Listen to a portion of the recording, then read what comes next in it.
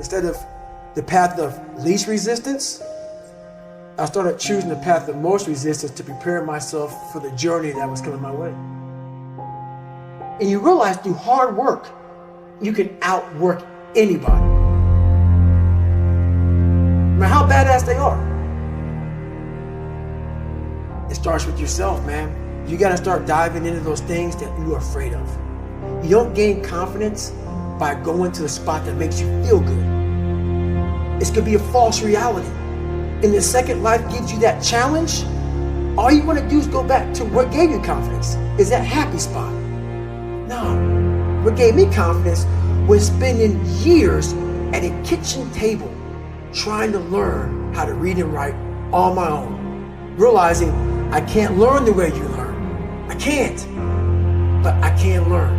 What gives you confidence, not being afraid, is overcoming the fear. That's what gives me confidence, is facing these things, overcoming them. And maybe not overcoming them every day, but facing them and facing them and facing them. Pretty soon like this, you know what, man, this is where it's at. It's not in that comfort zone. It's in the discomfort zone is where my confidence is getting built. Mm-hmm. That's where it's getting built. Happiness, peace, enlightenment, it's all up here, man. It's all up here. It's all up here. You just gotta be willing to go and face it. And that's the hard part. The physical standard is not what they need to meet. It's a mental standard you must meet in life. That's how I live my life. I now know that there is no cap on the human mind. There's no cap. We cap it ourselves. The most people quit. I had just started. And when you take that mindset and you learn to flip that around, that's what made me powerful. And my body followed. And so I said, I want to do this. I'm going to give myself a challenge every single day until the fear goes away. That's right. And I feel like that's what more of us should be doing. I'm hearing that that's how you live your life. That's all it is, man. And it helps me feel so much more confident. When you overcome that fear of saying this doesn't have control over me anymore, that's right. It's like you can be at so much more peace. A lot of us speak in hollow words. I used to speak in hollow words. I don't do it anymore. Everything that comes out of my mouth has substance. It's real. We all have these feelings in our bodies, in our minds, in our souls. I act on mine.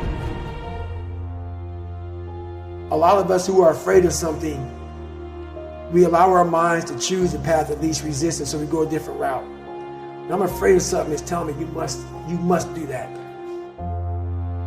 Life is one big mind game, and you're playing it with yourself.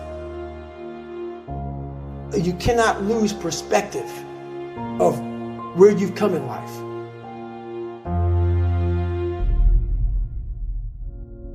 I'm trying to give people a different thought process of life, where failure, hell, disappointment, discomfort is a great learning tool. And many people don't understand that, but it's these few moments in life that you have. Like for me, I always talk about it. Rocky 1, round 14. That 2 minute and 13-second clip of Rocky getting up when Apollo knocked him down. That one clip, when I was going through a very bad time in my life, I saw what I wanted to be. And it wasn't a guy that won. It wasn't a guy that won everything he did. It was a guy that kept getting up after being knocked down. So I realized if that 2 minutes and 13 seconds changed my life, that's all it was. I saw something that I needed to be in the world I was living in. Maybe my story will give someone the 2 minutes and 13 seconds they need to change their life. Everybody's got a story. We don't share it on social media. We share our nice life on social media. We all have a dungeon. I'm just willing to talk about mine. Mental toughness isn't something that you sample. It's something that you live in every day. Whenever hardness comes, and you don't know what it is, it may be different for you than it is for me, but you go back to your insecurities. And then when you go back to your insecurities, you then look for comfort within those insecurities. And we all look for that cookie that your mom used to give you when you were sad, when you were sick. We look for our wife or our husband. We look for comfort. It's in those moments you must retrain your mind to think differently in health. The mental standard is you must know how far you've come.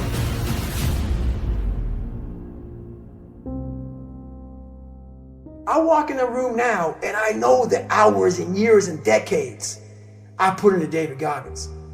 That's something, it's not on the wall. It's not a trophy on the wall. It's not a medal on your neck. I don't care how you perceive David Goggins, because through my journey, I figured out the one piece I was missing. I thought it was cars. I thought it was women. I thought it was money. I thought it was everything. The one piece I was missing was me having the courage to face myself. Where I got my work ethic from was the hours I had to spend learning this. When you sit down and you're not smart, and you have a disability, and you still want to be at the top of your class, I didn't want to just get by. When I realized that I can learn through hard work, and I can beat the valedictorian in school, but I got put in 10 hours more a day than he does. You know what kind of strength comes from that? When you're sitting down, that guy that valedictorian studied for an hour, and you know I caught you. I have the work ethic to catch you. That's where David Goggins got really invented. Was at a kitchen table with 20 spiral notebooks that were empty, and then they were full. And when you can go through that, I still have them in my storage unit. You go through these spiral notebooks of your life, and you realize this is how I learned. This is unbelievable. It wasn't until I got real sick and my life got real quiet. I went from running 205 miles in 39 hours to I couldn't get out of bed. My life was taken from me. And that's when I realized I hadn't taken time to think about what I'd done in my life. I'd done all these things, but there was no finish line. I finished a race of life, and I wouldn't even receive my medal. I go on. I get in the car and I go. When I started figuring out life, that I was leaving so much in the tank. Once I realized, my God, man, I was this dumb, fat kid being bullied, and now I'm a 180-pound person who lost 106 pounds in less than 3 months. Learn to read, learn to do this, learn to do that. I was like, I need more. I was fueling my mind with everything. And I never took time to say, my God, you came from this hell, and you're here. I had come 8,000 miles from where I started. But if you never know that, you're still in the $7 a month place. So it's that quiet place.